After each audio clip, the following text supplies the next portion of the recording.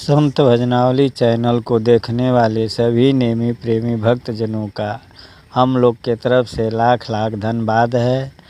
आज आप लोग को हम दिखा रहे हैं केरल प्रांत का एक खूबसूरत सीन, जहां पर जंगल की तरह दिखाई देता है। नारियल, खजूर, केरा, अनेक प्रकार के यहाँ पर मसाला उत्पन्न होता है, जैसे लौंग, इलायची, मरीच, तमाम मसाला यहाँ पर मिलता है। जहाँ की मिट्टी लाल है।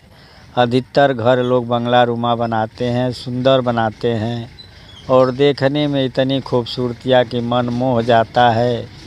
चारों तरफ पहाड़ ही पहाड़ और बीच में नारियल, उसके बीच में गांव घर।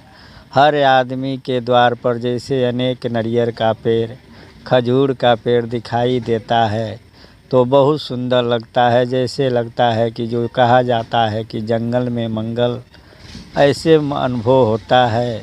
तो आप लोग आज देखिए।